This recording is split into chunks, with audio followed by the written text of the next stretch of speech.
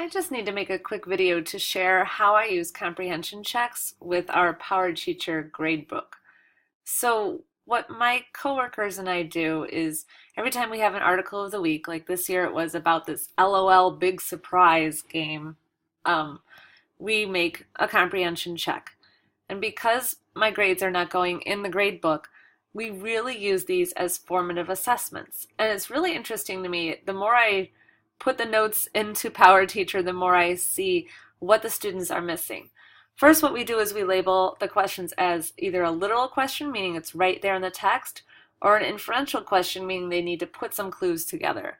This time around, the students asked for a true-false question, so we made it a literal one that they could find the answer to, and this was the word that was tripping everybody up. Like, this was the one word that they really needed to pay attention to in order to get this one correct.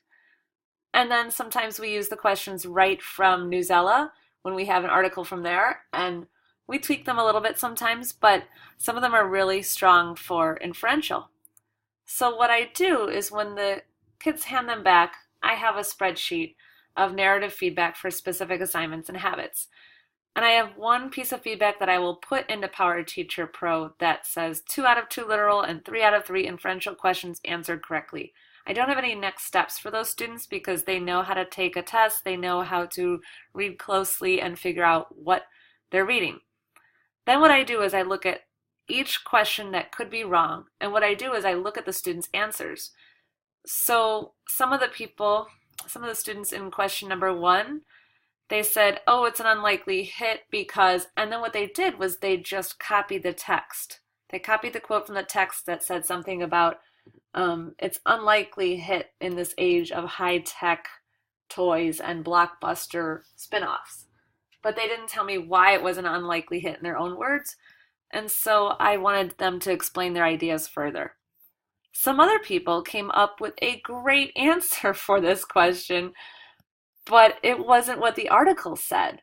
I mean, they said, well, it cost $69.99, or, not a lot of people know about it, which is great, but it's not what the article said. So my next step for them would be to find the answer in the text when it's a question marked as literal. Like, find that answer right there. For number 2, if they got this wrong, a lot of them said, that they will have many recordings, but they didn't explain it further. And so I put on there, use more explanation to answer the question being asked. Number 3 was a true-false question. Look at every word in the statement, then find the answer directly in the text. And this is something that they should be doing anyway when it's a literal question. And then I did 2 more for numbers 4 and 5. So what really happens then is I go back to school and I say, okay, let's look at number 3. Why did you get that one wrong? What was the important word? And then we figure out that it's original. And where's the right answer? Okay, there were only 7 layers and such. So it's really become a formative assessment. And we use them to keep going. On Power Teacher Pro, under the description of the article of the week, I have which article it is.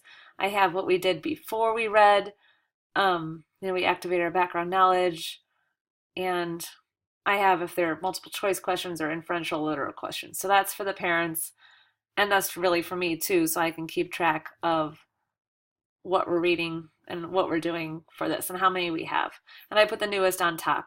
So then when I do share with the students, the newest one is also on top. And for those students who have requested that I put grades in the grade book, there are only a couple of them. I do average out the number and I put those at the top as well in their comment box. So it still doesn't do it. The computer doesn't do it. We can still look at the past 3 or 4 when we meet at the end of the quarter to see if they've improved and not have to count all of them, especially if they were not paying attention 1 week or something. We take those into consideration. So that's the article of the week. That's how we do our comprehension checks. And that's how I really make it a formative assessment. And I just thought I'd share with you today.